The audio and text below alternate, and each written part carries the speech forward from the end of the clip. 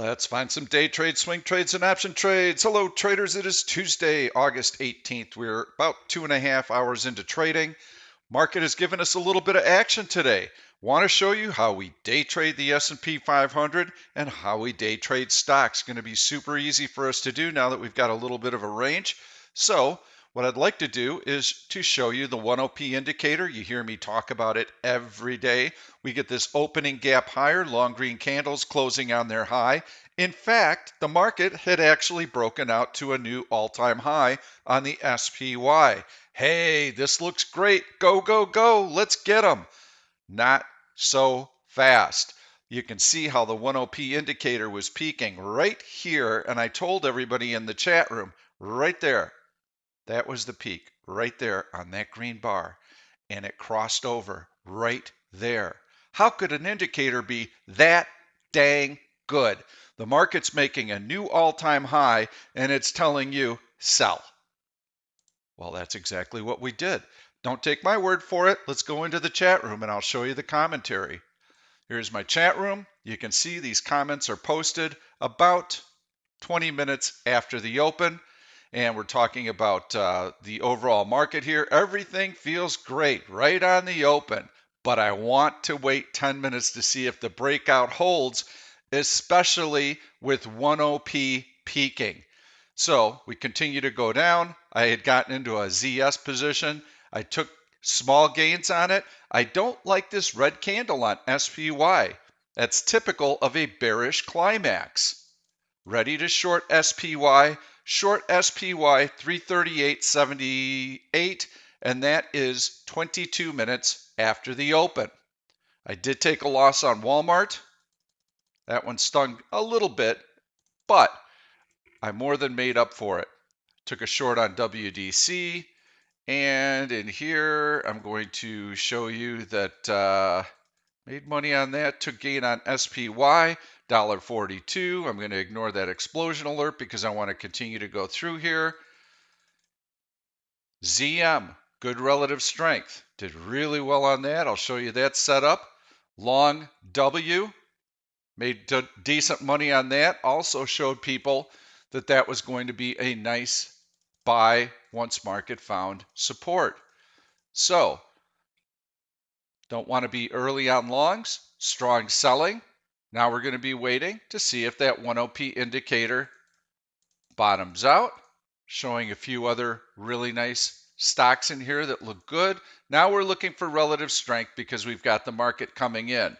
And long SPY 333 or 337.33, and that was at 9:47, so that is an hour and 17 minutes into trading. You can go and check the timestamps on all this. I am long ZM. I'm offering it much higher. I ended up making $3 on that. You can see I'm offering SPY for $1 higher, which is 10 S&P points. And I'm going to continue to go down. I think I've shown you enough. I did want to show you this chart because we were talking about how to set alerts. W had been strong relative to the market. I had already pointed that out to members, and I said I'm drawing a downward sloping trend line because I want to know when it is breached to the upside. And this is a feature in Option Stalker. Now, this would be a bullish flag formation. There's your flagpole, there's your pullback. If W can get above this downward sloping trend line, I want to know about it. And I'm going to get an alert if I do that. So that was an excellent, excellent entry point. I think I've shown you enough of the chat room, certainly enough to show you that we're making money on these trades. I have taken about 23 S&P 500 points out of the market today. So let's start with the market and I'll show you what's been going on. I'll show you what's currently happening. So we get our big 1OP spike right there on that green bar. As soon as I see the open from that long green bar fail, I'm already shorting up here. Covered my short down in here. I thought, you know what, we took out that low with ease, but the market's been sideways. There's really not been a lot of action or follow through intraday. The volume has been light. Best to err on the side of caution, especially with the 1OP indicator tanking so much. and then here we get our bullish cross. And I'd mentioned in the chat room, I said, you know, after big selling like that, I don't want to just buy the first green candle here. It did get above the halfway point of that red candle. That is bullish. And I'd already said that's a good sign that we were able to retrace that much of that last long red candle. Plus, we got the 10p indicator crossing right in here. I wanted to buy a higher low. We had two nice candles in here, bullish hammers, tails under body. That was my entry point. I exited that trade right up in here when the rally started to lose some of its steam. That's how we do it. The 10p indicator is gold. It took me 10 years to develop. It is the engine that we use. It drives all of our day trading. And instead of trading the S&P 500, we like to buy stocks with relative strength when it's down here on the low. We like to sell stocks short that are weak relative to the market when it's up here. So if we short it up here, as the market is coming in and the indicator is falling, once we get a huge trough like this, this is your sign that you should start taking profits on those short positions in your short stock positions. When we get across here, we don't instantly buy. We need to have some technical confirmation. When we get a steep downward sloping trend line like this, we're going to get a breach to the upside very easily. So I tend to discount those a little bit when they're that steep, but what I want to see, I want to start seeing some tails under body. And that's exactly what we got. That's what I needed to see. It told me that we were going to be heading higher, especially in a market. You have to put everything into context. The market hasn't gone anywhere in the last few weeks, so we can expect range trading now. We can expect sideways action. The way that you day trade a market like this is you wait for those extremes and then you trade reversals. So you're getting short here, wait for that extreme, and now you're going to be looking on the buy side. And option stalker searches help us find these stocks. So that's exactly what we did. Let's take a look at W. That's the downward sloping trend line right there that I had shown everybody. That entry point was somewhere, let's call it 328. Look at the stock. $5 higher, just like that. That's how we do it. It's been on our list all day long. And let's say that I got the market wrong. This stock has so much strength that let's say that I buy here and the market goes down. It's probably going to tread water. It might even move higher. And that gives us the cushion that we need. That's why there's such a huge edge to trading the underlying stock or options on the stock. ZM was another stock that I liked, and let's look at that setup. Why did I like ZM so much? Why did I know that that was going to be a good trade? Well, I saw it gap up. That was good. And as the market's coming in, let's put up the SPY overlay. You can see market tanks. Okay, the stock pulled back with it, but it was still able to hold the prior day's close right in there. So it did not drop precipitously. It had a bullish hammer right there. Huh, that's interesting. Now it starts to rally when the market's down, down, down. Market has another leg down. It pulls back, but it's establishing a higher low. We have tails under body, two bullish hammers right here. I'm in. That's all I need to see. So I bought the stock in here. I sold it in here for a $3 gain. Very, very nice trade. That's how we do it. I think I've had probably 5 or 6 trades today. I did have a loser on Walmart. I got head faked on that one. It looked really good on the open. I started to see some support. The bottom fell out. I took my lumps, got out, made so much more money on the longs than I lost on Walmart, but I had to pull the plug on it. Some of the retailers were showing a lot of weakness as well. Kohl's, department store, Nordstrom's, Bed Bath & Beyond. Those were the weak ones. Amazon actually looks pretty good. Overstock has been on an absolute tear. So we're seeing a divergence. W, you know I showed you that chart, Wayfair. We're seeing a divergence between the brick and mortar retailers and the online retailers. So let's take a look at what the market's doing and how things might shape up the rest of the day. We'll go into the daily chart very quickly. Here's the bottom line. Doji, doji, doji, doji. What does that mean? That means that the open is very close to the close. That means that during the day, the market moves around a little bit, but we close pretty much where we opened. If I take a look at the average true range that we've seen over the course of the last month, the S&P futures on a 5-day basis had an average true range of about 67 S&P points. Nice. Market's moving back and forth. Now that range is down to about 20 points, a third of what we saw only a month ago. And so that means that day trading is getting very difficult. You've heard me preaching already, so I'm not going to beat a dead horse. If you are a longer term swing trader who can't watch the market intraday, you should be in cash. Period. I think that in the next few weeks we could get a market pullback. I think that initial jobless claims are going to start ticking higher with small businesses not getting any stimulus plan right now. That's going to be the PPP is about to run out. I think that's going to be a problem for the market. We have valuations right now. The S&P 500 is trading at a a current PE of 23. That is high by historical standards, and Q3 doesn't look like it's going to be shaping up to be that much better. The coronavirus is still impeding this economic recovery. So I think that there are two scenarios. One is that the market flatlines for the next few months and it goes nowhere. Well, what do I want to have overnight risk exposure for in that type of environment? The other scenario is that we get a market pullback, and I think that is the more likely scenario.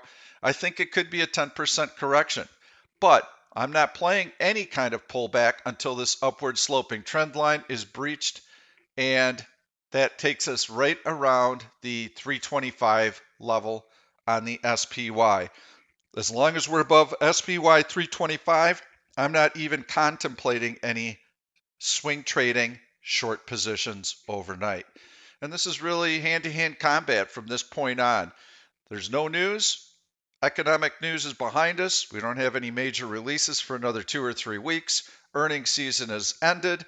That's behind us. Politicians are out of Washington, D.C. right now. They're doing their conventions, so not much going on there. We're not going to get the stimulus plan. Just look at these closes and put the market into context and see that it is not going anywhere. So if you're day trading, you have to expect that we're going to be range bound and you have to be trading reversals off of the extremes in that range. That's how we're playing it. So I'm going to see if I can find a nice long and a nice short for you. Again, not for overnight swings. On the bearish side, on the bullish side, I would be very, very careful with them. And I showed you what I thought was going to be a decent swing yesterday. I was wrong. Dollar Tree did not do what I expected. I had this nice breakout here. We were going to be leaning on that breakout right in there. And you can see how we were supposed to hold that close right there from August 14th. So we would have entered. That close has still held, but if you had entered yesterday, you're going to be down money because you can see that the stock has been weak today.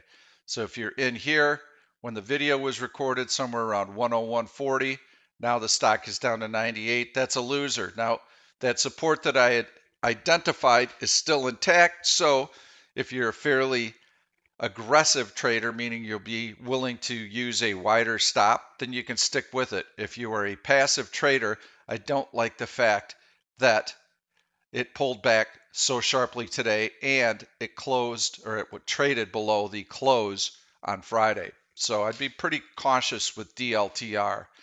Let's take a look and see what else we've got going on here. This is heavy selling list, bearish list. You can see KSS, Kohl's Department Store, after the number came out before the open. Nasty, nasty little sell-off here. Go into the daily chart.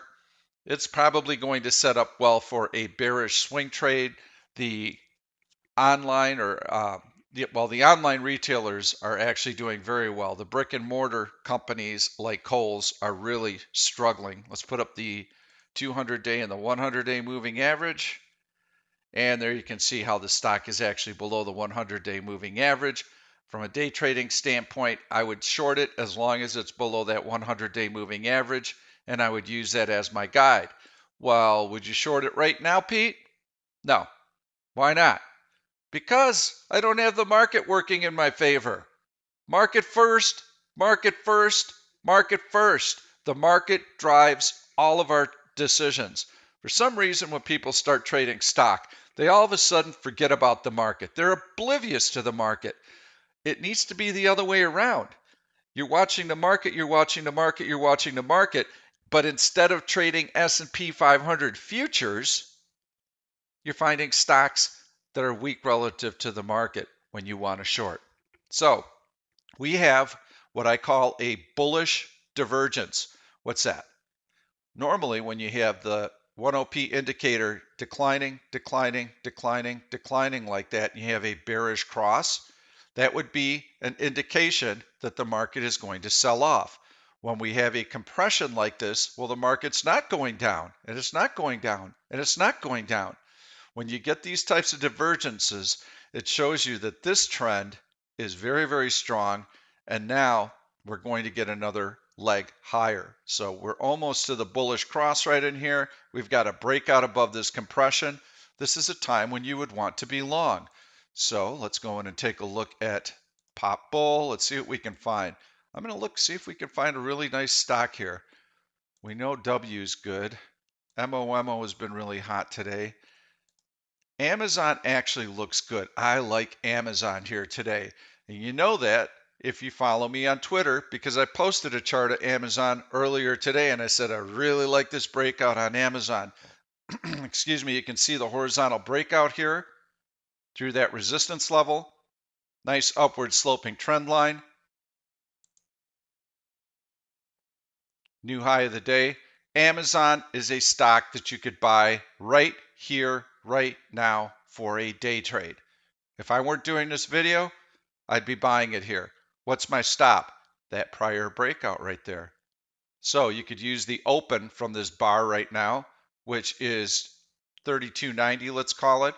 That would be your stop. So if it pokes through, pulls back, takes out that open, you got to stop out of the trade. Not going to get any follow through on it. And that might actually signal a bullish climax. I don't think that's going to be the case with this stock because it's got so much relative strength. We'll put up the SPY. You can see SPY flat, flat, flat, Amazon up, up, up.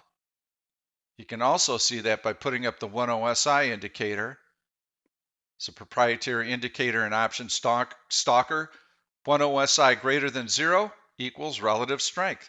Well, this is nice because we can also search for stocks with relative strength. So that's how we do it. I like Amazon. I think Amazon's going to continue to do well. In fact, Amazon is going to be my long of the day. I like it. CRM, let's see what that's doing. Oh, look at that baby. Nice breakout to a new high for the day. D1 chart, I know it's going to be good because this is on Pop Bull. Not quite through that resistance level. So, but you've got a bit of a cup and handle formation here with a nice upward sloping trend line. I think CRM probably has some legs, but it's not nearly as attractive to me as Amazon. Here you got a stock that has bounced. It's coming up through this horizontal resistance level. ATVI, it's got room to run. There's the prior high. It looks okay. We're going to go into heavy buying, one of my favorite searches. Just going to keep clicking down. Tesla. Too far out of the gate for me right now. I can't chase that one. W, we know we like. You can see it on that little breakout right in there. Zoom, gone. That stock's got a lot of strength.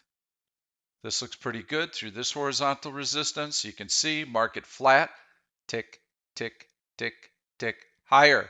I like it. Not crazy about that inverted hammer right there, but I think the stock will be able to overcome that as the market continues to go higher.